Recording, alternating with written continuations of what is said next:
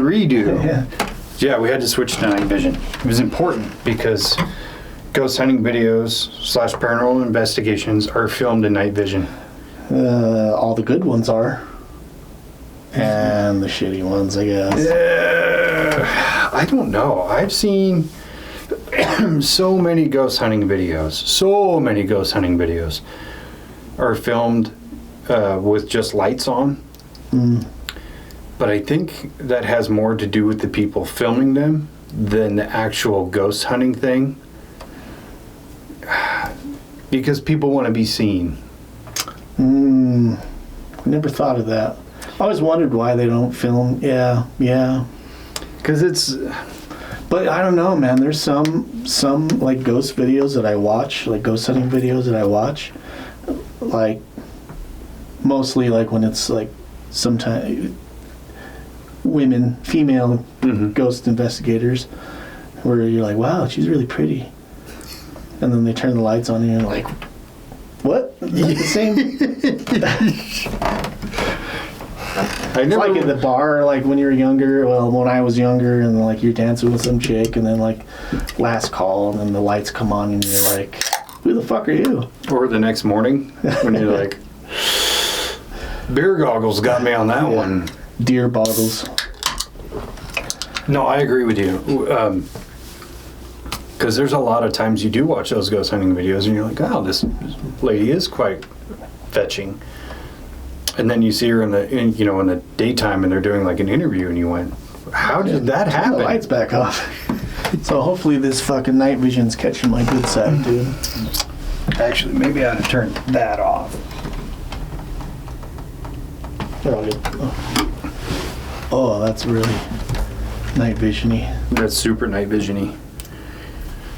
But yeah, we're going to talk about the Warrens and Zak Bagans.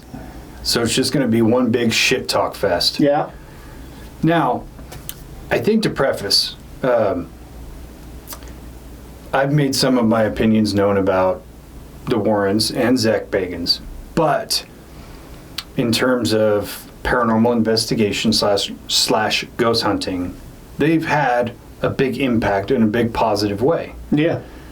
Looking past all their bullshit, the Warrens made ghost hunting like a mainstream thing. Yeah. They made it very popular in the zeitgeist. Well, I think that they even really showed or demonstrated how you can turn this thing that is interesting to a lot of people, and a lot of people are maybe hesitant to try to do it, but kind of showed that you can make a living doing it. Yeah. Where most of their career, I don't think they made a whole lot of money. Maybe off books and stuff that they wrote, but like I don't think they were filthy rich until the movie deals got made.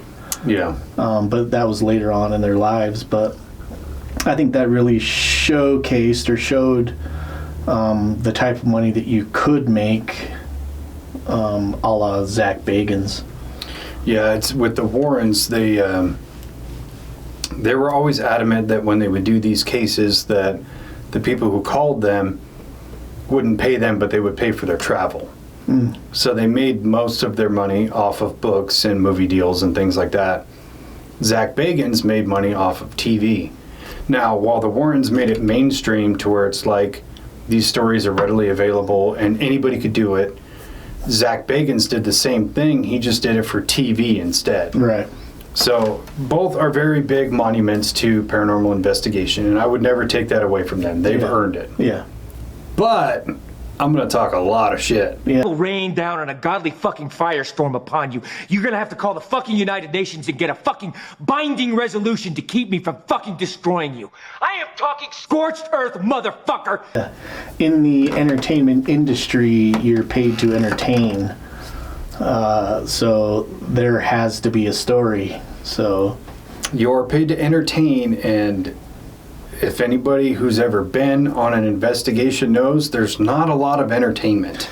the entertainment comes from fucking telling jokes between each other, or most of the time. Yeah. And then when the rare incursion happens, a lot of the entertainment comes from speculation. Yeah. Of like, what was that? Let's find the truth, you know? So, let's start with the Warrens. Okay, we ready? Then let's get started. Without going through all the history, you could listen to any other podcast and get that. It's not what we do here, with the exception of certain characters. But the Warrens started theirs by, they would find these random houses, and Ed would paint a picture of their house with some ghosts and shit, and then they would go to the house and be like, hey, we think your house is haunted. Can we investigate it?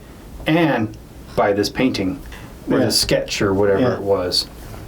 No, yeah, I think that's really, that's a pretty fucking ingenious marketing scheme of like, you driving by like rural country area, you see this old house, and then you go there and you just sit out there, and or maybe go to the door and say, hey, can I paint your house? You mind if I just stand out here and paint your house? It's really cool. And then you paint it in a way that makes it kind of look eerie or creepy, and then take it back to them and say, yeah, I'm just getting these weird vibes. Have you ever had any type of weird stuff happen in your house? Because I'm just getting this really weird vibe. And by the way, we'd actually investigate haunted houses, and this house was just calling to me. Mm-hmm. Like, yeah, you talk to most people, like 90% of people that you talk to is going to have some kind of a ghost story or like a paranormal type story. So yeah, you get, a foot in the door by like this proposition to paint their house or whatever. Do a painting of their house, not like go and paint the sides of their house. So I think that it was kind of an ingenious scheme almost. You couldn't make it work today. Probably not. Because most everybody's got a no soliciting sign, and that's soliciting. Yeah. I just want to paint your house, I just want to do a painting of your house.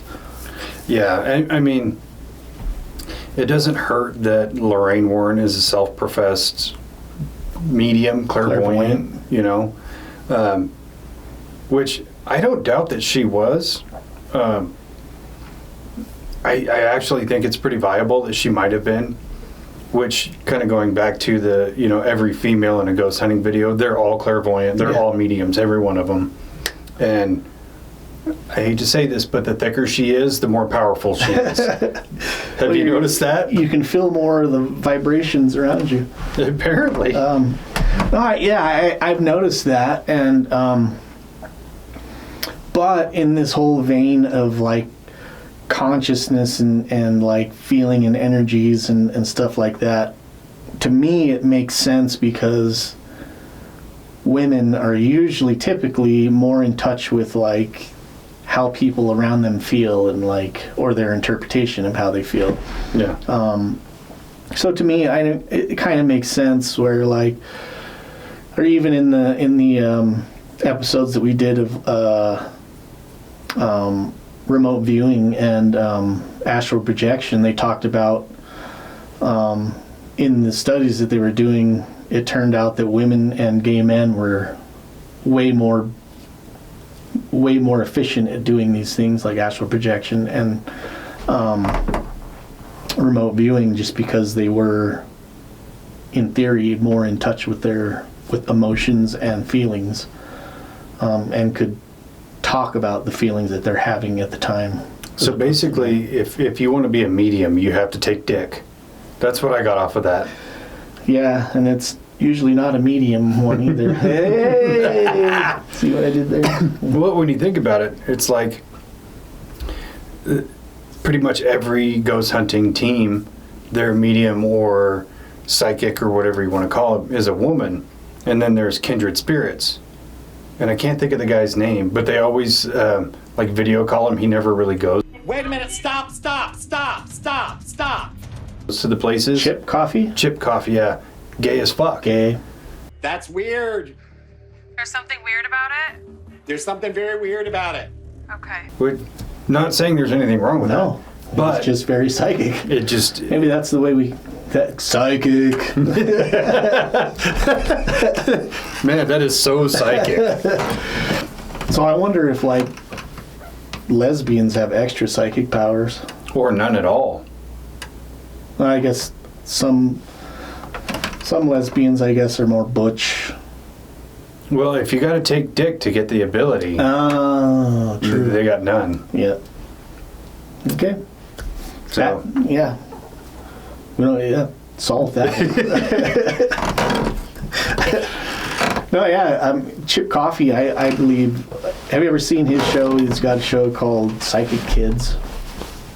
no, I It's haven't. an older show, but he goes around the country and is Actually, yeah, I have seen that. yeah, and he meets with like families who are experiencing paranormal activity, and it's centered around a kid, and then he'll go meet the kid, and then usually it comes out he's like, well, I think that your kid has psychic abilities or mediumship, and tries to work with the kid to develop their talents. Interesting show. Yeah. You're like, I'm going to help you build your talents. Read this script. Yeah. Say it line for line. But yeah, so the Warrens, Lorraine being clairvoyant, Almost said Elizabeth. Elizabeth Warren. Yeah. That's just fucking, Equally full of shit. yeah. Instagram getting on my fucking brain, you know? You know what? I would rather listen to Lorraine Warren talk than Elizabeth Warren. Yeah. What does Trump call her? Pocahontas? Yeah. Am I thinking of the same woman? I don't know. Anyway. But yeah, they've been involved in some of the biggest paranormal cases in pop culture. I don't want to say history. I want to say pop culture. Pop culture. So the Smurl family, the Perrins from the Conjuring movies, the Conjuring house. Yeah. There All of was- the Conjuring universe is centered around the Warrens. Yeah, the Annabelle doll, The Nun. the Nun, the Snedeker family from Connecticut, the haunting in Connecticut, Yep. the Enfield poltergeist. All of these cases, they're kind of at the center of, but they're not really. Yeah, they they had involvement in most of the cases. What their involvement was sometimes was like they show up, fucking try to get in, and then get punched in the face and then leave. Yeah. Because the father of the Perrin family punched Ed in the face Yeah. because they were there agitating the spirits that were attacking his wife, Yeah. which is a great story. I love the fact that Ed got punched in the face. Yeah.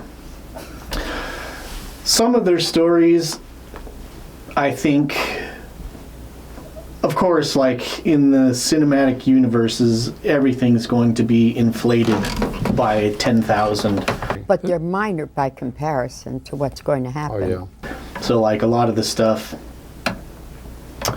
some of it probably kind of happened, where they're like hearing knocks and fucking voices or whatever. Doors opening and closing, footsteps, psychic cold spots, hearing what we call magic whispering. These are all the beginning stages. And then they come in, ask them what's going on, tell them they're going to have somebody come in and look at it, and then they build this fucking grand story about, like, demons and shit like that. And it's always demons. Always. It's never just ghosts or lost souls. It's always demons. Yeah. You sure about that? You sure about that? Yeah. Every time. Granted, Ed and Lorraine were devout Catholic, so that plays a big factor in it. But it's always weird to me when you think about the Lorraine or the Warrens' trajectory, along with Hans Holzer, because they're operating at the same time. Where Hans Holzer was, you know, these are lost souls. There's no such thing as demons. And then on the opposite end of that coin is the Warrens, where it's always fucking demons. Yeah. Well, I think, if I'm not mistaken, according to them, there's no such thing as like a spirit or a ghost, because once you die, your soul goes to purgatory, and then that's where you're waiting for to be resurrected or to be judged or whatever. So, like, the only spirits that can interact with the living would be these demonic spirits. So that's my understanding of what their belief is. Pretty much. That's the demonic. Yes. The inhuman spirits, devils or demons, hate human beings. They were created by God. They go into the dark areas during the light hours of the day. Where do they go?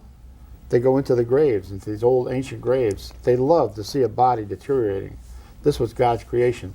That's why when people say, oh, this thing entered the room and I could smell this foul thing like garbage or something dead, that's because this thing has been in the grave somewheres. Oh boy. Don't quote me on that, but I don't care if you do or not. Whatever. They're dead. What are they going to do about it? Yeah. They can't sue us. Well, I guess the son-in-law. Getting sued from beyond the grave. That's real demon shit right there. That is demonic, dude. That's the demonic. Yes. Dead and sue a living person? That's awful. I'm hearing voices. They're saying fucking stop and desist. Cease and desist. Oh my god, the voices coming through the walls say gag order. This is fucked. Which begs the question, if demonic possession is such a regular thing, let's presume it's real, why wouldn't there be angel possession? Can I laugh in your face? Maybe there is. Maybe that's what the saints, the miracles the saints have performed, I guess. It could be, but you would think it would just be like the average person, where like maybe you have a really, really shitty person and an angel's like, I'm going to possess this motherfucker to make him do something good. And you're just like the biggest piece of shit, and then you see a homeless guy and you're like, you know what, I'm going to go buy this guy lunch. You know what I mean? Like movie deal. Fucking not nearly as entertaining. Yeah, it would be along the lines of City of Angels. Yeah, or that new movie with Keanu Reeves. Yeah. Because I could totally see him being an angel. Yeah. Playing a dude who kills hundreds and hundreds of people. Speaking of movies of killing, have you seen Monkey Man? I just watched it the other day. Isn't it like a martial arts movie with Dev Patel? Yeah. Yeah. I've seen the trailers for it, but I haven't watched it. It's actually pretty good. It looks entertaining. It's entertaining. Yeah, I was watching it Sunday or Monday, and Izzy came in and she's like, oh, is this that Monkey Man movie? And it's like, yeah, it's kind of like Non-Wick, like Indian version of John Wick. It's like the Bollywood John Wick. Like Naan Wick, Non-Wick. None. I dig it. Naan Wick. That's pretty entertaining, though. Yeah, I'm going to check that out. Sorry, side note. No, that's what we do here. So yeah, the Ed and Lorraine, in my personal opinion, were just fucking con artists, because not only were they not invited to most of these things, like you said, they'd kind of show up, they get a little bit of detail, and then they would take over the story and have a ghostwriter write this whole book about whatever it was. Like the Snedeker family in Connecticut, where they were tertiarily involved in it, and then they get a writer and who they tell him, the whole story, and he investigates, and he's like, yeah, there's nothing like haunted going on here. This kid's disturbed, and he's molesting his cousins and shit. And he's on drugs. So he's like, there's nothing really haunted, and they tell him, just shut the fuck up and write the story and make it scary. Make it scary. It's like a monkey trying to fuck a football now, really. This whole thing, it's just a fucking mess. That's all that they really care about. Yeah, that's what the writer said that he was told to do. Exactly. So, I mean... And he's not the only one. Right. Well, and even with the Amityville case, where it was like known to be a fake, right? Makes for great movies, but it's a fake story where the family, I'm struggling to think of their name, it's George and Kathy Lutz. Where they sat down with their lawyer and came up with the story. Then the lawyer got cut out of the deal, and so he came forward and was like, yeah, the whole thing's bullshit. We made the whole thing up, and they ripped me off. Yeah. But didn't stop the Warrens from making up a story about it. And what was it? Was it one of those families like lived in the house for like 2 years, and it wasn't until they were getting behind on their bills and about to be evicted, where they started talking about. That's the Snedeker family. Snedeker. Well, and they had got behind too, and allegedly they made up the whole cancer story with their son and all that. And yeah, they were about to be evicted, but magically came up with this story, and because of all the media attention, the landlord couldn't really evict them in some way, shape, or form. And then they made a bunch of money off of it. Yeah. So even with the Enfield poltergeist, where if you look at all of the documentation and all the investigation, it's done in-house by people in England, and I can't think of their names either. But they did all the work. The Warrens showed up, they were basically kicked out, and then still wrote a book about it. Yeah, in total, I think they were there they came there in the evening, talked with them, went back to the hotel room, went back there, talked to the reporter guy the next day, and then fucking bounced. Yeah, they were probably like, hey, let's go check out Big Ben and then let's get the fuck out of here. They were there in total of like 7 hours or something like that. Not even. And then in the movie, it shows them fucking being the heroes and shit, and it's like, I do appreciate the movies. They're very entertaining, but like, based on a true story is very loose. It's very loosely based. When they say based on a true story, it means Ed and Lorraine Warren have the same name in real life as their characters in the movie. Yeah. That's fucking it. But it's when you watch the movies and you see the two actors, Patrick Wilson and Vera Farmiga, and you go, I want to root for these people. Yeah. Like, they seem like great, wonderful people, and that's the way they're portrayed. But in real life, that's not them. Yeah, in real life, all the things that I've seen with Lorraine Warren, she seems like a sweet old lady. Like, she seems, that could just be her like persona on like, because I've seen her in a number of different like paranormal type shows, like Paranormal State. She was on quite a few episodes of that, going in and doing investigations with those guys. And there's a show called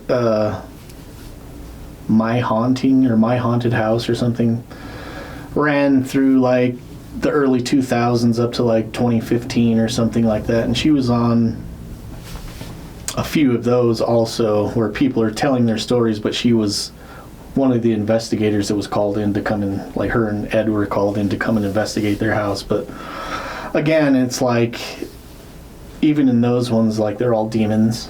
Mm-hmm. And like, she seems really sweet in her interviews or whatever, but like very sincere. But you hear the backstory of what their actual life together really was, and it's like, how much of this can I take at face value, or do I have to like fucking really look into it to know who these people are?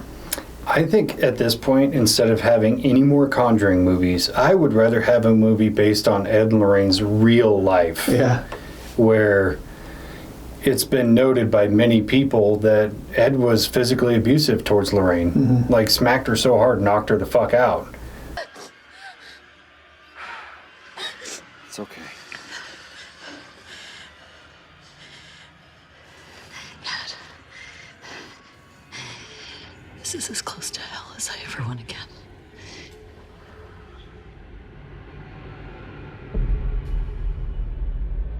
Yeah. Nobody wants to talk about that because he's got to be the hero in the movies. Oh yeah, it's even written into like the paperwork in the movies that they can't talk about the Ed's history with, like, certain things can't be said, and like, that's a bananas thing.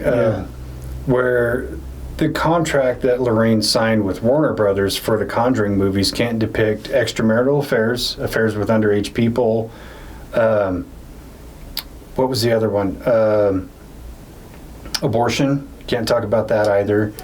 It's this abuse, this super weird Hollywood contract. And I watched this interview with a Hollywood lawyer who was going over it and going, this is the weirdest fucking contract I've ever seen. Yeah. And you're talking about a lady who's negotiated thousands, if not tens of thousands of contracts in Hollywood. But that was like the weirdest one she had ever seen.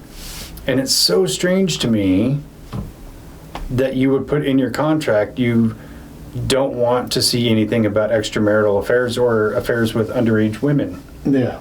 Because that's what was really happening. Yeah. With Judith Penny. Yeah. So they had a nanny that when they would go off on their adventures, they would hire this nanny come and watch their daughter.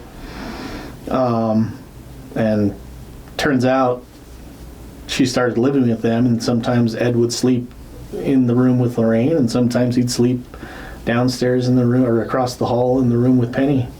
And at the time they started being in a relationship, she was like 16 or 17. Mm-hmm. A child. And you're talking about a 40-something-year-old dude. Yeah. What the fuck? What the fuck? Gross. Yeah. I could see if he was hot like the guy in if he was movies. Patrick Wilson and she was of age, I get it. Yeah. He's a good-looking dude. Good-looking guy. Strapping young man. But if you're married to Vera Farmiga, why would you need a second woman? She's hot. Yeah, she's Pat and I were talking about that. She's like very attractive. Yeah. Like in some like sultry type of it's in her eyes or something. She's very attractive. Yeah, she's definitely got like some Eastern European traits. Yeah. That make her a little bit more alluring. But yeah, it is definitely in the eyes. Yeah. Maybe it's like their expressions that she makes. That's like, did you ever watch the Psycho series, the Bates Motel? Oh, I didn't.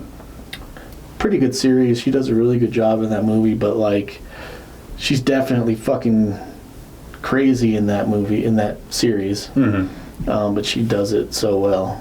Oh yeah, she's got that. I have seen clips of it, and she definitely puts off that grippy socks vibe. You're a dick. Excuse me? Yes, I just called you a dick because that's what you are. Yeah. Yeah, did you know that in the Nun series, it's her younger sister playing the nun? Really? Yeah, because I remember watching it going, how did they get a gal who looks so much like Vera Farmiga? And then I had to look it up, and it's like, yeah, that's her younger sister. Have you ever seen her band play? No. She's actually a really good singer. Really? Yeah, it's quite a bit more metal than, I guess, rock, but she's really good. Vera or her sister? Vera. Oh, yeah, no. It's I haven't seen entertaining. either one of their bands. I don't know if her sister has a band. If she does, it needs to be called like the Nunnery or something. Yeah. So going back to Judith Penny, is with that said, he would sleep in her room sometimes he would sleep with Lorraine. There became a point where she was pregnant with Ed's baby, and they told her, if you want to keep the baby, you need to go down to the police station and say somebody broke in and you were raped. And she said, I'm not going to do that. So Lorraine forced her to get an abortion. Yeah. So that whole sweet old lady thing goes right out the window for me. Yeah. Again, that's what it's like. This persona that they're portraying, that they did for so long, that just like, when you watch like there's like interviews of both of them talking about like what they would do and how they would go and do these paintings and shit like that. For the most part, and I watched a video of like their body language. It was like a person analyzing their body language as they're talking, and but they were breaking down mostly, I guess it was both of them, but like Lorraine's like reactions to things that he would say, and like the way that he would move his hands, and she would kind of like, yeah, he's like talks with his hands and she flinches. Yeah. And it was like, shit, man, I never even picked up on any of those things, but like when somebody's talking about it as you're watching it, you're like, oh yeah, clearly there's something going on there.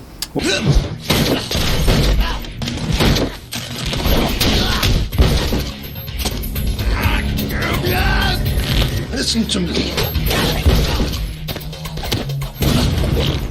Well, I've seen a bunch of interviews with him, particularly one they did on like a daytime talk show, and somebody is calling them a fraud. And you could see Ed's getting all hopped up, and he's trying to yell back, and it's just people talking over each other, and you can't make out anything. And there's Lorraine just like, and it really is kind of sad. I mean, she's as fucked up as she was the more reasonable of the two. Yeah. But she's just sitting there quiet as a church mouse while Ed's fucking yelling at somebody, and it's like you can almost see the shutdown mode she's in, as though, like, I'm not going to speak or I'm going to get slapped again. Yeah. And it's fucked up. It is sad. It is sad, and it's sad that she dealt with it for so long. Yeah.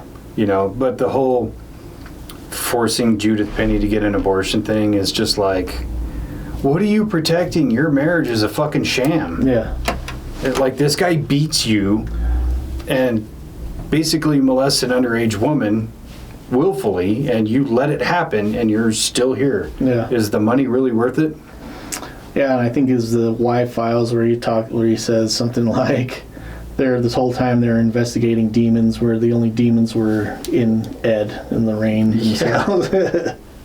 I was like, ooh, that's a fucking deep cut. Ouch.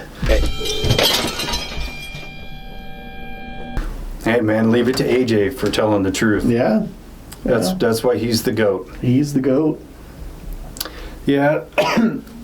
So even with all of their actual paranormal investigation stuff, I can't give them any credibility on anything they've ever done. Even where they're kind of like these key witnesses for the Devil Made Me Do It case, it's just their credibility is ruined through their actual actions, and then their credibility is also ruined by what they report in these events.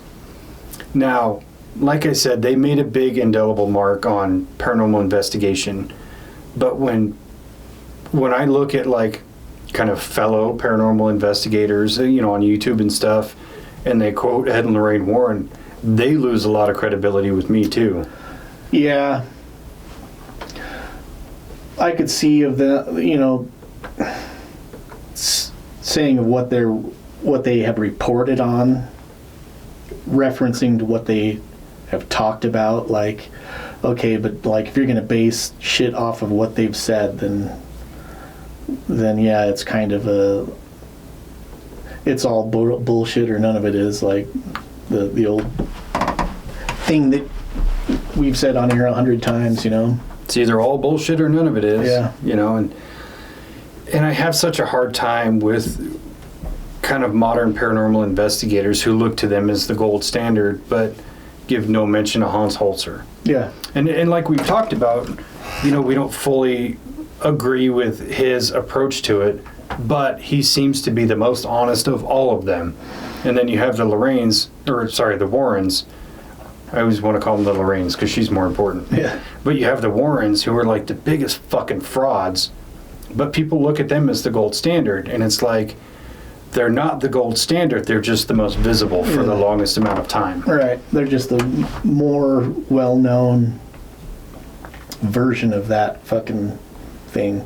And I don't know, maybe it is because of the religious side of what they're talking about. There's, you know, a lot of Catholic or Christian people that are looking at this and can relate to it, so it's more of a relatability towards them as opposed to Hans Holzer, who was I don't think he said he wasn't religious, was he? I'm pretty sure he was atheist, but not like kind of an outward atheist. Yeah. But I could be totally wrong on that. It's been a while since we looked into him. I know he was born he was Jewish as like a race. And then kind of did his own thing later in life. He might have just been agnostic too. Because he was born in Austria in 1920. I see what you're doing there. Yeah, he was born in 1920s in Austria. They fled, but anyway. But yeah, so that kind of leads right into the heir apparent of the Warrens with Zak Bagans. Zak Bagans. I swear that there are episodes where he has Lorraine Warren on the show.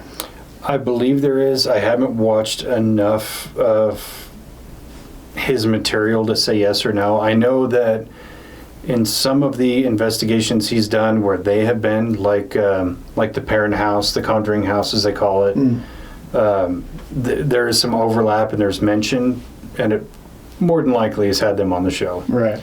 Or her anyway. Ed died in like 2006, I think. Yeah. And that's about the same time they came out with their first documentary in the Washoe Club. Mm-hmm. So, there's no overlap there, but having Lorraine on, definitely. But yeah, so Zak Bagans and his team come out with that documentary in the Washoe Club, and they put it on TV, and it becomes so instantly popular that they immediately get a full-time show. Yeah. And at that time, you also had Taps, and what was their show called? It was Ghosts. Zach had Ghost Adventures. What did they have? What was it called? Ghost Hunters? Ghost Hunters. I always think about it as Taps. Taps, yeah. Because there's like a differentiation. Because every paranormal investigation team either has Ghost or Paranormal in the name. So they all start blurring together. Yeah. So Ghost Hunters was the name of the show. Taps was the name of their ghost hunting team, which was Transatlantic Paranormal Society. Mm-hmm. So the show was called Ghost Hunters, but it was Taps that was the crew, and they had like interchanging members, like people. Like I've been going back and watching a lot of those episodes from the Ghost Hunters series. Actually, if you have Roku, they have a Ghost Hunters channel, so that's all that it plays all the time. Interesting. But yeah, so that's the Transatlantic Paranormal Society, which I lean towards more like as watching. Like I would watch Ghost Adventures, and even back then I was like, how do these guys find shit all the time no matter where they go? And then you watch Ghost Hunters and they're like, they'll go through and like, yeah, we saw some weird anomalies, like light anomalies or shadow anomalies. We heard a few little knocks here and there, but like, can we say it's haunted? Not at this point. Yeah, that was something I always really did enjoy about them for a length of their career. I can't tell you when it really dropped off, but for a long time they would say, yeah, we captured this, we don't know what it is. Or we found this, but this is actually the source. It was pretty rare that it was like, yeah, this is definitely paranormal activity. Yeah. But then Ghost Adventures is everything is paranormal activity. But in the same vein of the Warrens, it's always demonic. Yeah. It's never just a disembodied spirit or something like that. It's always a fucking demon. It's always evil. Yeah. The first couple episodes of Ghost Adventures, I think that maybe the first season was a little bit more objective, but they found, I mean, it was always a ghost or a spirit. But then like after kind of the time where Nick Groff split or was fired from the show, forced to leave. When he was shafted, you mean? Yeah, when he got shafted by fucking Bagans himself. That's where, for me, it really seemed like it turned into like everything's a demon and they're getting attacked and possessed every single episode and shit like that. And for me, that's a huge sign of like, you know, where Zach wanted to go with the show as opposed to what fucking what's his name went off to go do, Nick Groff. Maybe didn't want to participate in that, and so that's why he was shafted. Well, there was a thing where, and I'm pretty sure it was him, I haven't been able to find it since, but I remember watching an interview with him, and he was either doing like a radio show or a podcast, but they were drinking a little bit and having a good time, and he like admitted that they would go do these investigations and they would find nothing. And they would send their footage back to the network, and the network is like, go back and make some shit happen. Yeah. And so they were forced to go back and like fake these events. Like, oh, the camera flew out of my hand, or this brick flew across the room. No, it didn't, by the way. Total fake. But yeah, he like admitted it, and then shortly thereafter, he was let go of the show. Yeah. And then subsequently, like, had a really hard time getting back into the paranormal field because Zak Bagans had become so kind of like prevalent that he's like the figurehead of paranormal investigation. Still kind of really is. Well, it also, so Nick Groff got told that he was no longer going to be on the show because they had this argument between him and Zak, and then like he does talk about it on a few different occasions. Nick Groff does, where it was like a thing where it was a what is that called? A difference. A reconcilable difference. Like you have an idea of where you want it to go, and then you have two different ideas of where you want it to go, and then like creative difference. Yeah, sorry. So that's what he says. It was a creative difference, but it's like, what are you being creative about? Like going and ghost hunting, first of all. It should just be measure and report. Yeah. No creativity needed. So yeah, that's kind of weird. But then, like shortly after that, Nick Groff does start trying to get his own paranormal series going. I think he had 3 different paranormal shows. They just didn't get picked up by the networks. And he says that he believes it's because fucking Zak Bagans was started producing all these different shows, and then kind of told the executives that not to fucking play Nick Groff shit, or else he's gonna go to a different channel or whatever. Yeah. Tremendous amount of anger. It's like itching an itch. Like I want to itch the itch by punching something. That's the way I feel better. Yeah, he got blacklisted, and it was like a lot of what he was doing, he would just put on YouTube. Yeah. And that's really what helped him, because some of these executives saw what he was doing on YouTube, was like, oh, this is good stuff. I'm going to pick this up on a different network. Yeah. But it was like the Travel Channel was like, we don't want to piss off Zach. He might hit us with that fucking fin on his head. Well, I did like Nick Groff did one show called Paranormal Lockdown. I really liked that one. And that was a really cool concept where they would go to this supposed haunted location, just him and Katrina, whatever her name is. And they would get locked into this place, just those two. They're filming each other. They don't have a crew. It's like them and a bunch of camera equipment, and they would stay in there for like 72 hours or something like that, which is a really cool concept, because then you can kind of be more accustomed to like sounds or like knocking or like whatever. You get to somewhere new and you feel like an eerie feeling. It's just because it's a new place you haven't really been, and you don't know what's around the corner. So if you stay there for a longer amount of time, you might be able to understand the location a little bit better. So well, yeah, and once the excitement wears off and you look at it through normal goggles of like, yeah, this is just a place, then your energy level shifts down to baseline, and now you're more like open to receiving things happening. Right. Versus that, every time we've gone someplace, it's that first couple hours, it's kind of giddy of like, oh shit, we're doing this. What was that? It was a ghost. It was a fucking rustle in the trees. Until, you're walking around in the dark out in, sagebrush field, and you hear yeah, some SK off in the distance.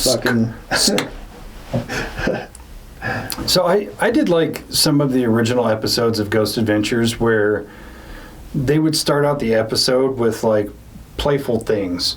They would do like, yeah, we're going to go to this haunted location, but first we're going to check out the town, or we're going to talk to people, or go to a restaurant. Like that actually added something to the show that they definitely lost. Yeah. Can I give that a try? Oh, he said no. No. Okay, so not a very friendly town. In terms of, like, there was levity. You actually could care about these people because they were a lot like yourself. Right. Of hanging out with your homies and talking shit and doing stupid things. And then you're going to go do this ghost hunt. And it really helped kind of pad the runtime too, because ghost hunting is largely boring. Yeah. There's a whole lot of nothing. You could be out there for 5 hours and only get 2 minutes of good shit. Yeah. Or, you could be out there for 72 hours and get 10 minutes of good shit. You never know. Yeah. And like I said in the previous one that we just recorded, like I watched this YouTube channel where this guy just goes and talks to people in these rural places and kind of talks about their culture and shit like that. Same draw would be with like, okay, we're going to this specific place in buttfuck Arizona. Like, there's a small town there. This place has been there for 100 years and is supposed to be haunted. So let's go check out the town, talk to some of the people, get their stories of what it is, and then fucking do our investigation. Mm-hmm. Half of that shit could be the whole build up to the investigation. That's what is intriguing about those earlier episodes. Yeah. And then when they just started finding demons everywhere, and that's when people went crazy for it, I think, when it really started taking off. But it lost its soul. Yeah. And I think one thing that really worked... It's because of the demons. Demons took it over. That demon being money. Yeah. One thing that really did work about those like intros where they're having fun and goofing around is because Zak Bagans is so fucking cringe. Like literally everything he does is cringy. But at least in the beginning it was like newish. It was newish and he was cringe, but it was kind of funny, and then the other guys would make fun of him. Yeah. Then it became he's just pure cringe and everybody is... No, this is who I am. Yeah. This forest, instead of full of squirrels and bunnies, and it's full of creatures and demons. He's cringe, and then everybody's just like, hail the cringe, you know? And it just became so difficult to watch. And then even like putting it through our own lens of some of the places we've been with watching the episodes of Ghost Adventures where they've been, like Benson Grist Mill, and you watch the episode and you go, none of that shit's true, motherfucker. Yeah. Well, I mean, some of it is, like the lore or whatever, but case in point, that one little door, I think it's on the second or third floor, that it's like a door that's this high off the ground. And he's like, this just opened by itself. No, it didn't. Yeah. You know how fucking hard that door is to open? You're like pulling it and it's scraping across the ground. Yeah, because it's like the hinges are bent, so it's just like mashed into the ground like this. So if you're trying to open it, you're just like... If it does open, it's because you're fucking bashing into it, like slamming it open. Or you shut off the cameras and opened it and then turn the camera back on. Yeah. Don't give me that bullshit. Yeah. It's, and I said before when we recorded this, I do still watch Ghost Adventures, but in my mind it's like an entertainment thing, just like I watch the Conjuring movies. Like, I don't think they're really finding mostly anything at all except for fucking making something that's spooky to watch. Yeah, it definitely kind of, it opened the market in a really big way to make ghost hunting something new and interesting. Because like I said, the Warrens did this thing that put it on the map.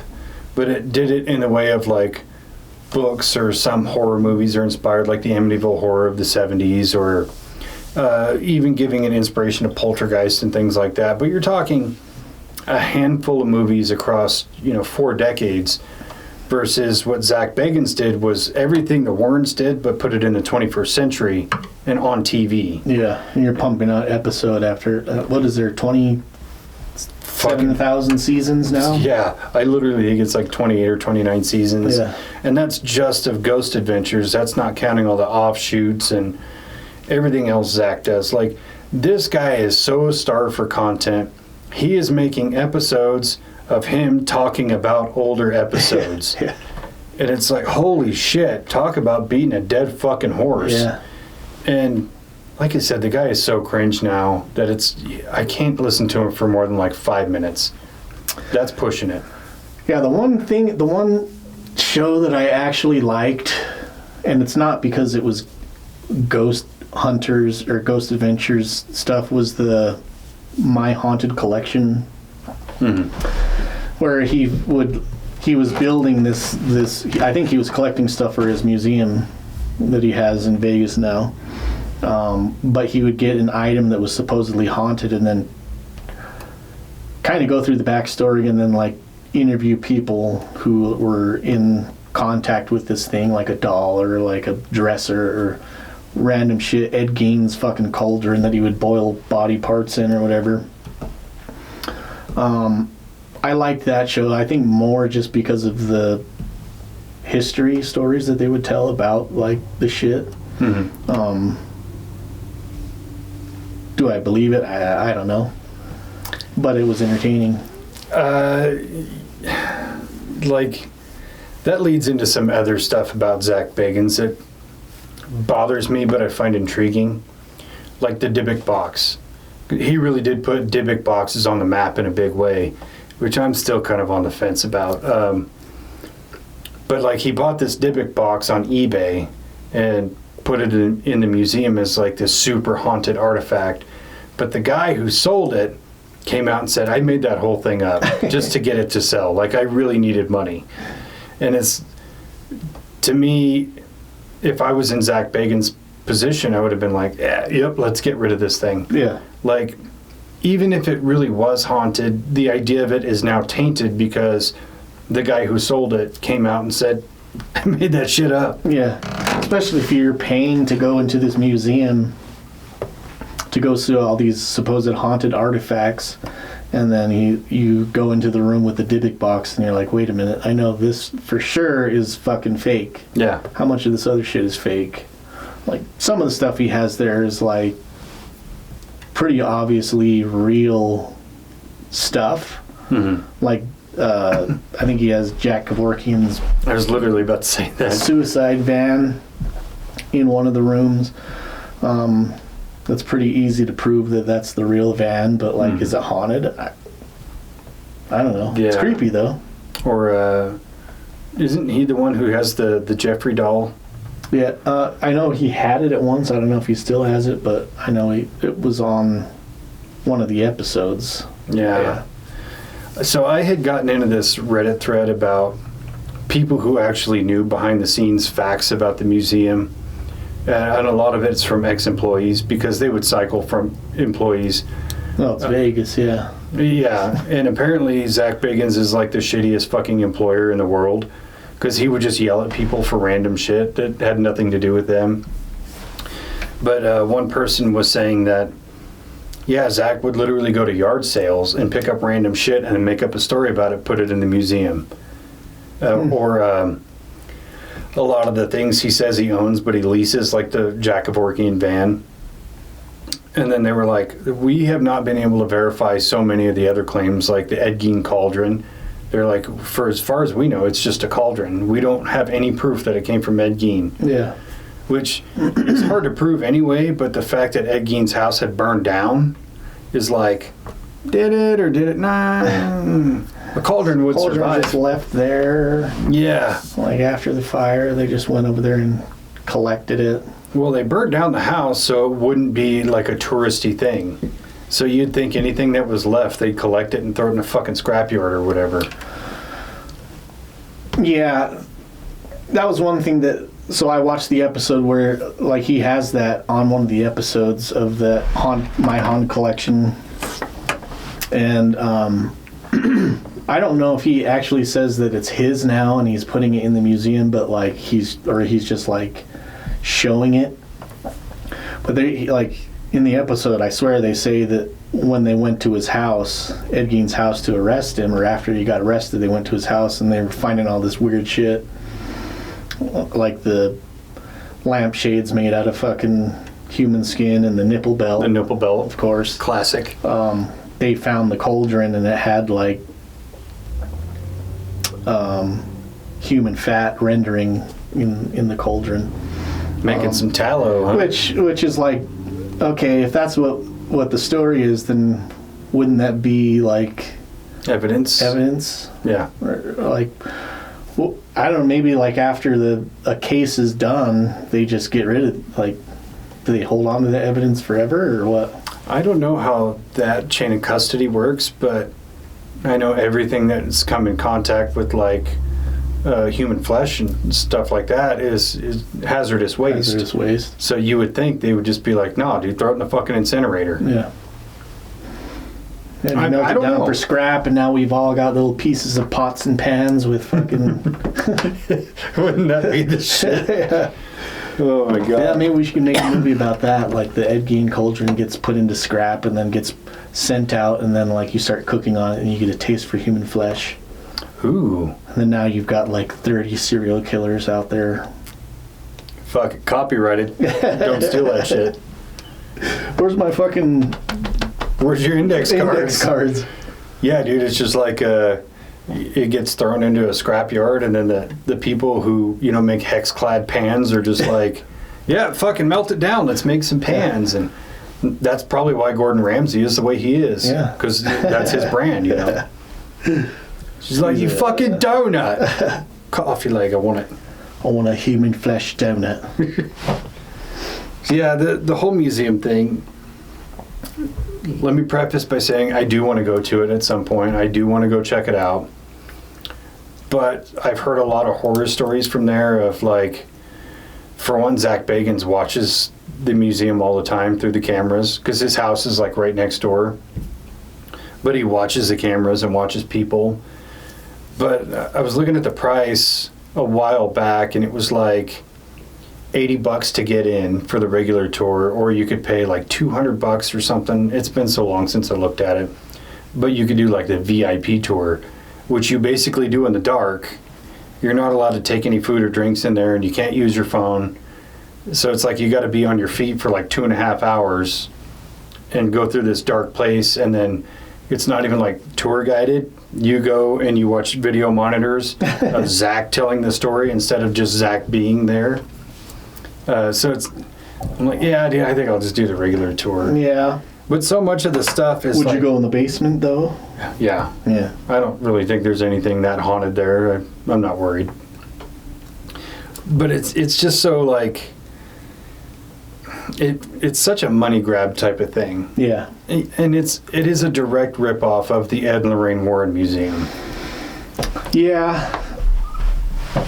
For sure. Like, I think that he just set it up in a way that to capitalize more efficiently off of it. Which I'm sure he's making good money off of it. Oh, yeah. Yeah. I've seen videos of people going through there on tours, or like, I think mostly when it was first opened, like news crews went through and like kind of were advertising what was in there and shit like that. But like, then people at work said that they've gone there and said it was creepy looking at the stuff, but like, is it real? Yeah. It'd be fun to go, though. Yeah, it's something I would like to go check out for myself, so I don't just make like an uninformed decision about if it's real or fake. Because your intuition doesn't lie to you. You know, if you go in there with kind of a baseline mind and you're like, holy shit, I am getting creeped the fuck out, there has to be something there. Yeah. But if you go in there with that same mentality and go, yep, it's just a room full of shit. Well, it looks like Disneyland, just a fucking nice set design. Well, some of the stuff that's in there is like so tertiary to anything else that it's irrelevant. Like there's a rocking chair in there that's from the Conjuring house. But it's like, is it? This chair was found in the Conjuring house's neighbor's house 17 years after the Conjuring family lived there. His like staccato way of speaking drives me fucking nuts. The way he puts weird emphasis. We go to the Washoe Club to see if there are any demons here. This is the Norblad Hostel, sitting in downtown Astoria. We are going to be operating a secret surveillance station right in this fish truck. Well, reading is hard, you know, if you got a script and you're trying to read the script. The thing that bothers me the most is the fucking fingerless gloves that he always wears. Like, dude, you're in Vegas and it's like fucking 100 degrees outside and you're wearing... Something very scary happens. Oh, did you hear that? Did you hear that? I was like... Yeah. Tell me we caught him. Tell me we caught him. Holy... Fingerless gloves. And a pea coat. And a pea coat. And a top hat. He's definitely like a Trilby kind of guy. Yeah. He's like, is this the most cringe hat I could wear? Yes, doing it. Well, I have to say, just now I was looking over at you like this and I just kind of saw something go like this right past my face. What color was it? It was like almost like smoky. I had the same thing yesterday. Really? Yeah. I think whatever is going on in this house, it is the most prevalent in this room. Because literally we got off work yesterday morning and Scott and I had a plan that we were going to play, right? And so we're sitting here playing Helldivers. Well, I'm sitting here playing Helldivers online. And I saw the same thing go right across my face, right there in front of the computer screen. And if you'll notice, to the left is where all the ghost hunting stuff is now. And that light goes on. Hasn't done that in like probably 2 months. But yeah, just a almost like a little bit of like vape smoke. Yeah. Just like it was the exact same thing that I saw at Phenomicon. So it's following you, buddy. It's following me. It's going in your direction. You know what's funny about that too is Jordan comes up to me the other day. Well, we were golfing, but he's like, dude, I got to tell you something. It's going to sound fucking crazy. That's my jam. You came to the right place. I love crazy. This is, come on, tell me. And he's like, so I was at the size rake and I kept seeing things move out of the corner of my eye. And there's nobody there. He's like, and it just kept happening over and over, and that never happens. I was like, yeah, man, you must have been too close to me, because this shit's following me around. But I was like, it's not crazy at all. You don't have to feel bad about it, or, it is a perfectly normal thing. Yeah, we'll have to watch that part in the video, see if there's anything that goes past my face in the video. I was just... How awesome would that be if there was? Some fucking, like, lady in a dress just floats by. Yeah, because I want her to do this. You just see a lady in a white dress. How awesome would that be if I played that back and you could see it? That would you just be see awesome. like a... I would shit your pants. Yeah. It'd be awesome.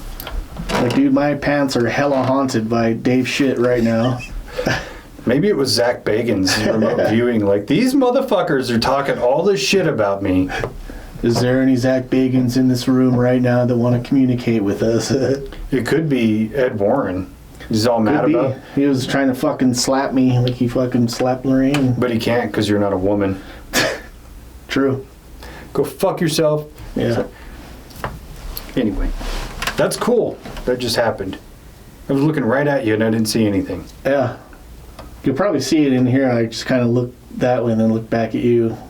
But you were talking, so I didn't... See, now I got to prioritize looking that up. Anyway, Zak Bagans. What else was I going to bring up?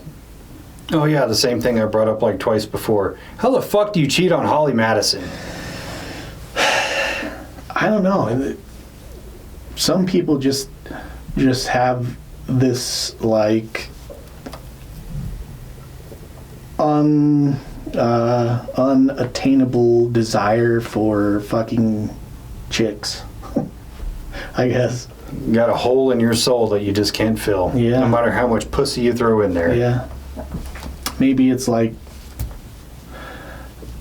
repressed homosexual energy that you don't want to let out, and so you just have to bang as many chicks instead of dudes. Maybe he just hasn't found the right fellow. That's actually a really interesting theory.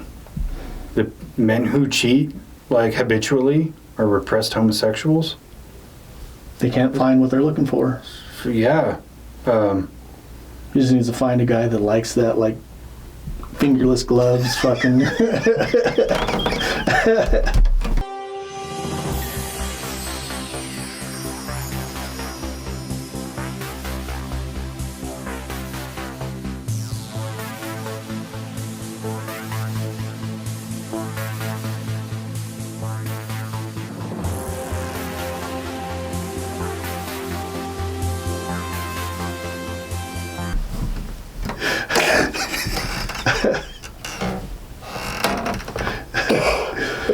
jizz all over my top hat, dude. Right on my Coke bottle glasses. Come on, let's go. That's fucking hilarious. There's got to be something wrong with people who habitually cheat anyway. That makes the most sense. Yeah. Maybe that's why he's so... he experiences so much paranormal activity. Because he takes dick. Because he's gay. Fucking solved it, dude. Because he's super psychic, bro. He's super psychic. And that's why they're demons. Because it's not just about dudes, he wants younger dudes too. Oh, yeah. Which... Dude, you know what? I didn't even know there was something to solve in this episode, but I think we did it. I think we did. Yeah, that's why, Ed was so, versed with demons, because he was a fucking chomo. It's making sense. It is. Have you heard the rumors about Zak Bagans and his mom? He's this severe mama's boy? No. So much so that she had a nightmare about him dying in a plane crash, that she told him never to fly again, and now he won't fly anywhere.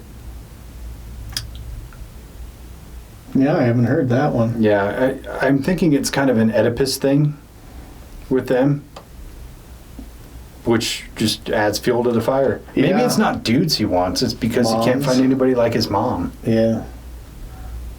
Yeah. He got that Diddy thing going on. I wonder if Holly Madison looks anything like his mom. Probably not. And that's why he cheated on her? I hope not. Because then I would want to bang Zak Bagans' mom. Because let's be real, if I had a shot at Holly Madison, I'd fucking go for it. She's banging hot. She might be single now. Potentially. She's like, you know what I really need is a 40-year-old balding single dad. And I'm like... Pick me. Right here. Yeah, I think you got. We both hate Zach too. Yeah, so you guys got a lot in common. Yeah. Except I'll actually be faithful. Holly, if you're listening, hit us up in the comments. Look it up, dude. Also, I don't like Hugh Hefner either. Hit Dave up in the comments because I'm not one of those cheating people. Probably because you're not gay. Probably. Secretly gay, sorry. Secretly psychic. Secretly super psychic. God, that's psychic. That is so psychic. You're a vegan? Gotta be a psychic. Can you also tell the future? Oh, God. What are you going to eat for dinner tonight? Psychic, dude. Psychic. He said broccoli. That's as psychic as it gets. I like broccoli, not by itself, but I do like broccoli. If I'm going to eat broccoli by itself, it's got to be, cheesy. Yeah. Not vegan cheese either. But not Velveeta either. That shit's poison. Yeah. Watch a video on how to make your own Velveeta with, regular cheese and... Without plastic? Without plastic, yeah. Can't remember what the ingredients were, but... Interesting. So yeah, we talked about how shitty all these people are. And we've also made mention to the positives that they've given. But I think we should also talk about some of the negatives that come with their influences. And for anybody who's been on YouTube looking up any kind of ghost hunting stuff, you know exactly what I'm talking about. Yeah. Because you could watch 50 different ghost hunting channels on YouTube. 48 of them are all carbon copies of Ghost Adventures. Yep. And I hate it. And it's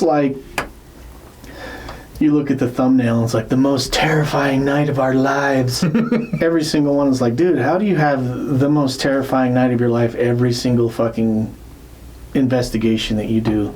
And then you watch the video, you watch fast forward. Where does this scary part come in? All three of us hear what sounds like a large rock being thrown in the corner near the portal. And yes, I'm hugging Aaron because I'm absolutely terrified. And they'll have one thing where a flashlight battery dies or was something like that, and then it's a demon drain the batteries. The flashlight test is by far and away the stupidest fucking thing in paranormal investigation. Because for one, it's fake. For two, it's easy to fake. For three, people still buy it. It's like, yeah, you take a mag light, and it, specifically the mag light style, where you screw the shaft on, and then they just kind of make it loose, and then every movement makes connection with the battery terminal, and then it goes on or off. And it's like, why are we still buying this? Yeah. Why do people look at that and go, yep, it's a ghost? No, it's fake. Well, yeah, especially in something like that where it's like the bottom of that flashlight is spring-loaded, and so you turn it on to make contact with the two fucking parts of the battery. So you loosen it just to the point where they're not touching, but you still have that spring that's going to compress or contract. Like, even depending on weather, if it's getting warm, that metal might expand a little bit more, just a tiny bit to make contact. And then as it heats up or gets colder. Well, and you get it within like a half a millimeter, and it'll still arc the battery into that terminal, which you can actually make it arc by putting your hand near it because you put off enough bioelectricity to fill in that gap. But it's like it's sitting on a counter. Look, nobody's touching it, but you're shaking the table just enough to make the contact go in and out. Like, it's horseshit. Yeah. But Ghost Adventures did it, so it's got to be real. There is one episode of BuzzFeed Unsolved where they go to the Sally house. Oh, yeah. And they do the flashlight test, and they're sitting there and in the kitchen, and they have this thing just on the kitchen counter, the flashlight, and like they say something and the flashlight turns on, and they like start freaking out about it. You know, it just turned on when I asked this question. But then all of a sudden the flashlight just fucking rolls one way, like somebody fucking hits the flashlight. Mm-hmm. That is more compelling than the fucking flashlight turning on. Like, yeah, for sure. Like something just that's sitting there, like that brush right there sitting there on the table, if it just rolled off, that would be kind of compelling. Like, what the fuck did that? Yeah. Which, whatever thing passed by Spence, go ahead and knock that off the table. If you could go ahead and just push that brush off the table. What would be even cooler is if you unplugged it and then make it hover in front of the camera. Yeah, come over here and brush my beard with that. That's exactly what that is. Sorry, how I keep so fly looking, so fresh. Yeah, I just let mine get all curly and nappy and shit, and I just have like beard locks. Well, mine is like, my beard is so thick that if I don't brush it out, it's like half the length it normally should be, but it's up in my face and in my mouth, and it drives me nuts. Yeah. Yeah, I let it keep curled so I don't look like I have a summer beard. It's where like summer over here, like summer. Yeah, anyway, all the ghost hunting you see on YouTube is like directly inspired from Ghost Adventures. Yeah. And it's left such a negative mark in my mind because everybody still watches that as like the gold standard of what ghost hunting should be when it's not even close. And that's where so rarely do you ever see a channel that isn't a carbon copy of that it's like when you do, you're like, this is fresh, this is amazing. Yeah. It's like watching the Holzer Files is vastly different than watching Ghost Adventures. And the Holzer Files is actually entertaining. Mm-hmm. In a meaningful way. Ghost Adventures is like a drinking show. Like, take a shot every time they say demon. You'll be fucked up by the end of the episode. Or every time somebody is possessed, you got to pound your beer. Pound your beer. So it's like you're going to get at least one full beer in per episode. Yeah. Maybe 3 or 4 shots and a fucking full beer. That's shotgun. Before the first commercial break. Yeah. You're just, fuck yeah. Turn it off, bro. I don't know if I can do this. Watch the Smurfs or something. Everybody knows you never go full retard. Can we watch a Conjuring movie instead? Not that third one. That's a hot piece of shit. Have you watched the fourth one yet? Yeah. What'd you think? I thought it was fucking dumb. The scene towards the end of the movie, me and Xander went to the theater to watch it, and the scene where the mirror like stands up and starts spinning, we both fucking broke out in laughter of how dumb it was.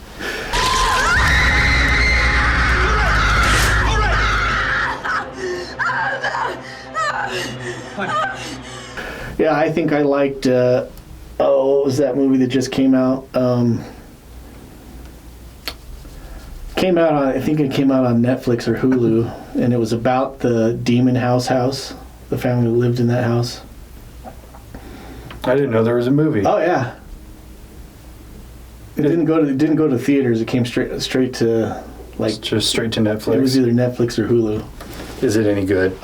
It was better than the last Conjuring movie. Mostly because like it's like a black family. And for some reason, maybe the grandma in the family was white, but like the grandma in the movie is Glenn Close. Yeah, but she's kind of like ghetto. She like speaks with Ebonics and shit. Oh Lord, it's pretty funny. And there's one scene where she's possessed by the demon, and she goes, "I can smell your nappy pussy from here." I loved it, dude.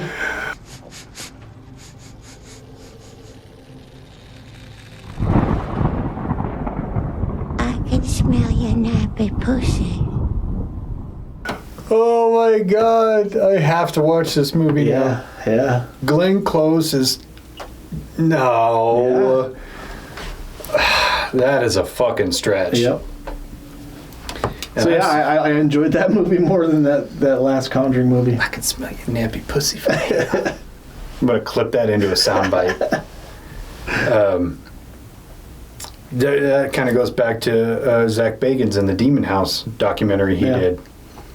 Which at the time of seeing it, I was like, oh my God, this is really interesting. Yeah. Especially because you had told me about it and you were like, just watch at the end. There's like one moment that's unsettling. And it's the scene where he's attacked by the demon. And the growl itself is super unsettling.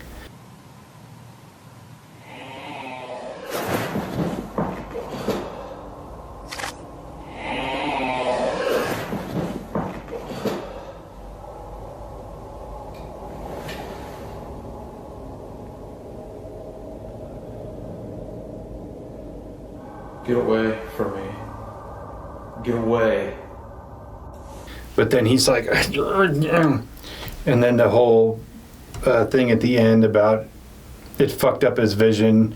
Now he has to wear these Coke bottle glasses and shit. Or what was it called?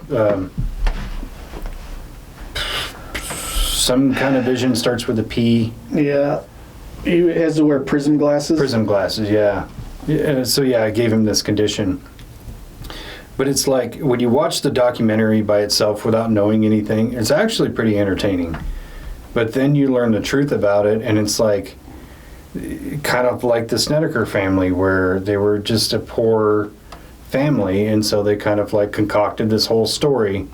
Even one of the cops who went to go investigate it was an elderly guy, and he's like, yeah, I thought it was going to give me some notoriety and some money because I'm close to retirement, but it didn't pan out. Yeah. Zach kept everything.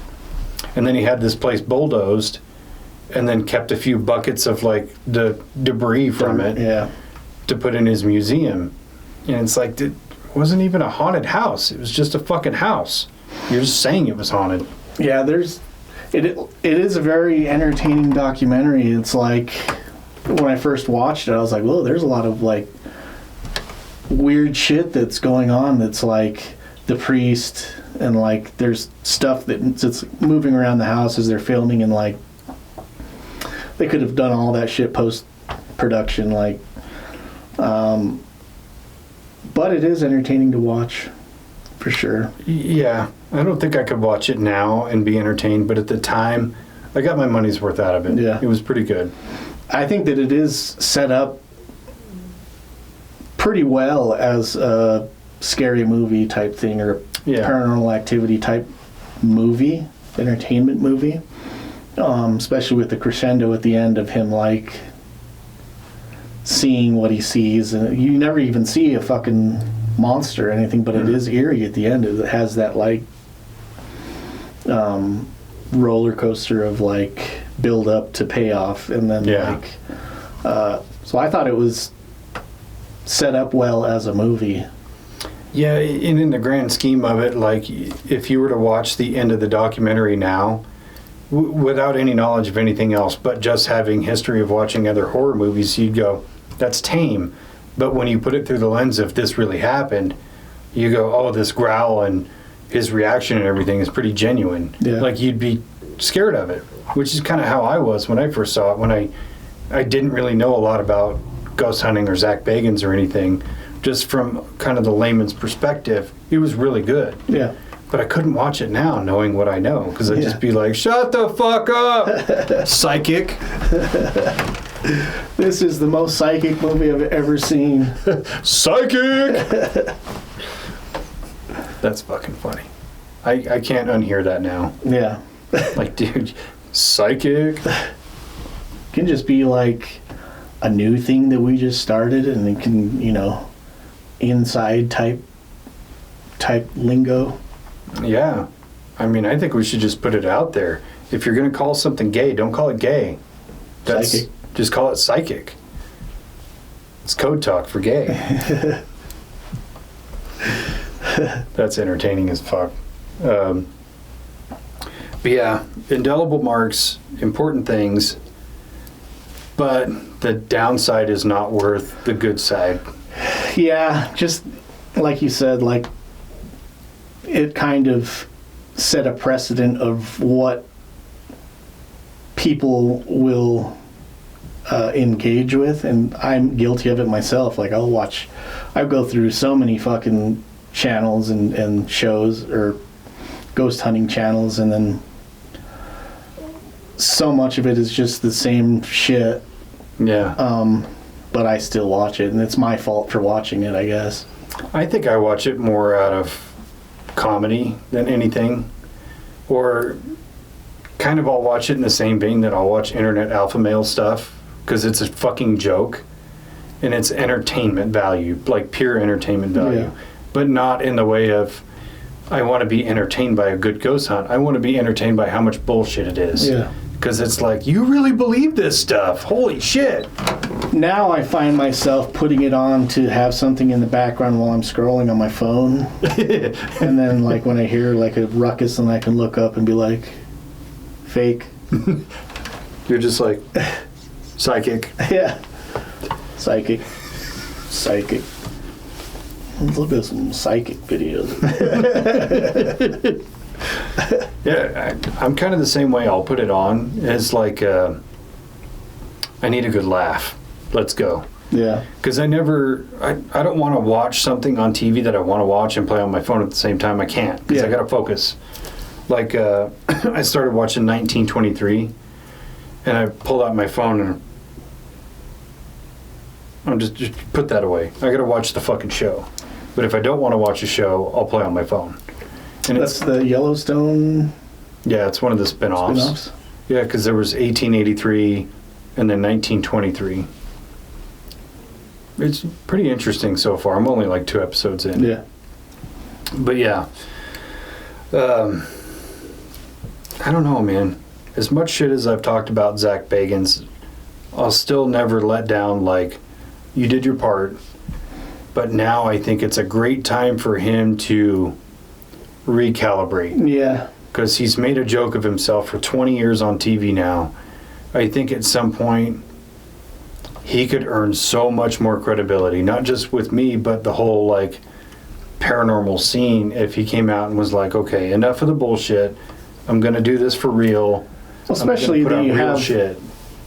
Such a base of like financial like freedom to do things. Whereas like you're not, you can go and investigate. He can go pretty much fucking wherever he wants to go. Yeah. He's got the money, he's got time, he's got the base of like, he has an in pretty much anywhere he wants to go. Just go in and do it for real. So like, go in, do it. If you find something, cool. If not, cool. Like, just fucking show us what you're finding. Like, get back to reality, and then, like, really, if you really actually find something, stay there and do a fucking long-term investigation of, like, what is going on, what is happening. Let's find out what it is. Yeah. Like, you've got the means, you've got the time, like, just do that. Don't just say it's a demon. Yeah. Like, put real effort into it. If you found something real and you did 30 episodes in the same location that's finding actual evidence, and you have, like, all these different means to measure what's going on there, and you can kind of prove that there's something going on here, do that. That would be super entertaining. Oh, yeah. Man, if I was in his position with, like, the fame and the notoriety and the money and all the accoutrements he has to really change the entire face of paranormal investigation, there's so much good shit you could do. Yeah. For one, start propping up newer teams and newer shows of, like, okay, these guys are taking it from a total science perspective. I'm going to help them get up. Or, you know, all these carbon copies I'm going to ignore. These guys are special. I'm going to help them further their career. Yeah. Or, like, you know, I have the money, I can invest into R&D for new equipment that is science-based. Or, you know, go to these different locations and allow other teams to come in and look at it from different perspectives. Like, Right. there's so much you could do to better the field rather than just blacklist every other show that doesn't star you, or perpetuate the museum that's full of horse shit, or just boost his own fucking ego. Well, I think now, too, is like the landscape is changing even now, like of where he came into it. You needed to get a deal from a network, and then so you have to maintain this thing of, like, viewership on a network. But yeah, YouTube is a market he's missing out on, because he could be putting out good content on YouTube and doing collaborations with other teams and things like that. But I think his ego is just so fucking big that he couldn't fathom sharing the spotlight with anybody. Yeah. Which is part of why I think him and Nick Groff didn't really get along, because Nick Groff is an entertaining personality in and of himself, and he's not full of shit. He doesn't seem to have this enormous ego, but he has enough ego to be the star, which I think is the sweet spot. Yeah. So yeah, he's just, he could do better. I'll put it that way. Yeah, I mean, times are a-changing super fast now. It might be something totally different here in 10 years, so might as well try to capitalize on what's going on now. Yeah, I mean, the way technology changes in any art form, you have to adapt to it. You know, you think about in, like, in the 50s throughout the 60s, well, I should say the late 40s through the kind of the mid 60s, where it's like rock and country artists are getting away from acoustic to play electric, or throughout a lot of you know, the 60s and 70s and stuff, where you had vinyl or 8-tracks and then going into cassette tapes where you had more memory on there. They're not trying to condense and play the songs shorter because they have to fit as many as they can in this smaller storage space, but going to cassettes and CDs where it's like, you can make 4 or 5 minute songs now, it's okay. We have the space to accommodate that. Yeah. You know, it's, you have to change with the times, and he just hasn't done it. Yeah, I mean, you've got the means, you've got the fucking backing, you fucking fund it yourself. You know, something I think that would really help his credibility in a big way would be to go on Joe Rogan. Yeah. And take the criticism and take the abuse and, like, be square about a lot of things would actually really increase his credibility, especially with me. Yeah. Because Joe Rogan's not just going to sit there and listen to you bullshit him for 3 hours. He's going to challenge what you say and what you believe in a meaningful way without just being like, you're a fucking idiot. You are psychic as fuck. He's going to say things that are more like, do you actually believe in demons? Or why is it every investigation you find shit and it's always a demon, you know? I think dealing with that kind of like Resistance would give him more character. Yeah, I think maybe even like American Alchemy might be a better platform for it. Just because it's kind of in that paranormal type vein, or even Danny Jones, which you ever watch Danny Jones's stuff? He kind of goes along with whatever they're saying, but like to get his foot into that door of like doing the podcast thing and people asking him those questions, I think it would be a good opportunity for him to kind of come out and explain why and like how he's doing stuff. I mean,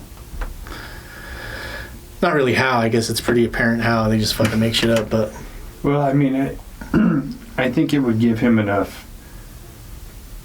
I think it would humble him down enough that he could go back to being a normal person. Yeah. Which is what you really need in that field. You don't need a celebrity. You don't need this put on persona. Because I remember on Joe Rogan, he was talking to somebody, and I can't remember who it was, but he was like, I think Zak Bagans was never this person that you see. He just created this persona, but now he's stuck in it and he has to live in it. Yeah. He's like, I don't think that's who he really is. Right.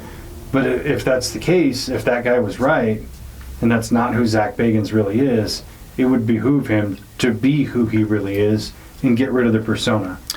Well, yeah, even look at that clip of him, Zak Bagans, on fucking Price is Right, or what show is that? Wheel of Fortune. And it's like a normal fucking kid. You know, he's like 19 or 20 in that. He was on the Wheel of Fortune, and he's like talking about how he's an aspiring film student and like seems like a normal person. Yeah. Pretty normal. Definitely aspiring to be famous. Yeah. But a far cry from his persona that he puts on especially throughout the progression of Ghost Adventures, as it kind of develops this character of. And I would assume that if you are going to these if they're really haunted locations and you're experiencing stuff for reals, it might change your persona and it might change the way that you talk about things and the way, but like, it just seems so fake, like so made up, that it's hard to actually believe that it's a real thing. Yeah. Have you noticed, though, in like the later seasons of the show, he gets extremely lazy. He's like, I'm just going to be in the nerve center. Yeah. Aaron, you go into this room over here. And he seems so like uninvolved with all of it. Yeah. Like he doesn't really want to be there. He doesn't really want to do it. He's like, yep, I got to do this to collect a check. That's it. Yeah, he's got a whole series called House Calls, I think. Yeah. And he doesn't even go to the location. He stays in Vegas at his house and like talks to them over Skype. Yeah. That's definitely a show. I tried to watch a couple of times and I'm like, this is just bad. Yeah. This is like... He's calling out Demon from his fucking nerve center at his house. Demon! He's just like FaceTiming, hey, put the demon on. Hey, get out of there. Leave. Go. Demon, I'm going to have you go into the room with Aaron. The way he treats Aaron is so bad. Yeah. Again, with that Reddit thread, is somebody who's like kind of close to Aaron says that Aaron actually hates Zak. He just puts up with it because the money's really good. Yeah.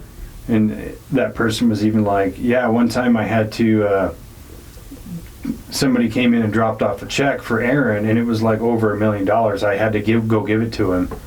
It's like, I don't think it's worth the money for me to put up with Zak, but I've never had money, so my principle... I never had a check for $1 million. But yeah, I think if somebody... Hey, Zak, where do you want me to go, dude? Hey, what room do you want me to chill out in? What room do you want to fake getting possessed in?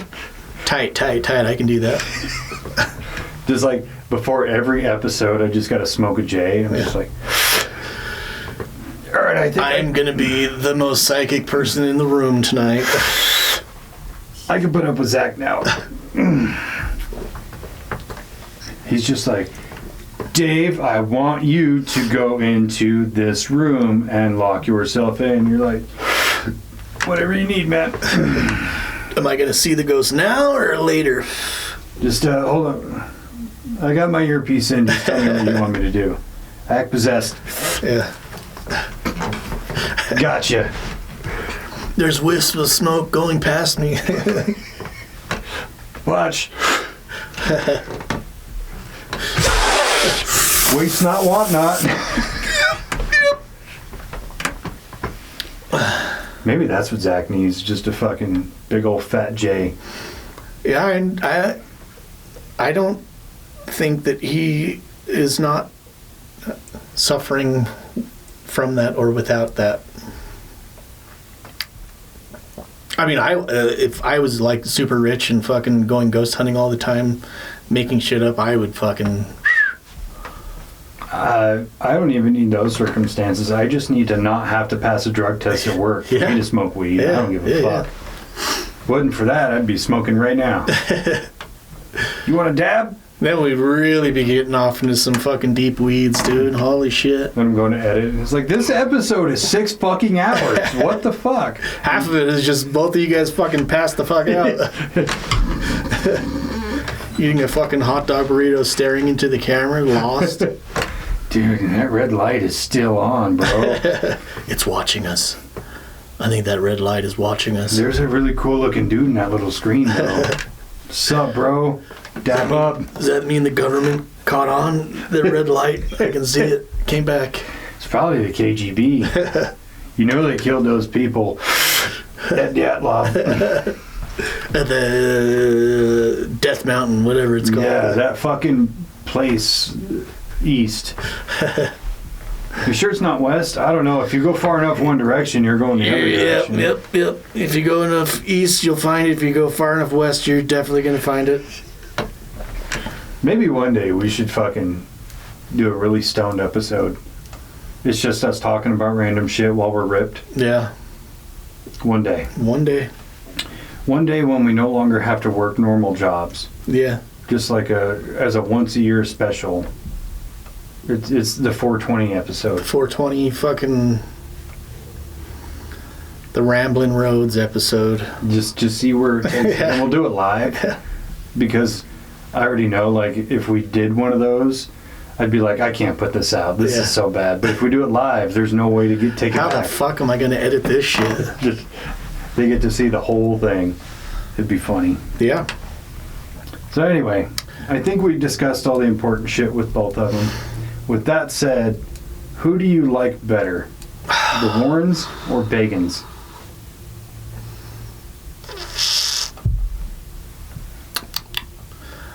Man, that's a toughie.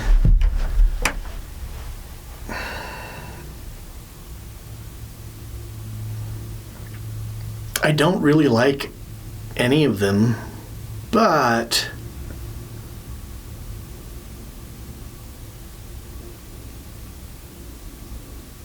I think that the Conjuring movies were more entertaining, so I'll go with that way.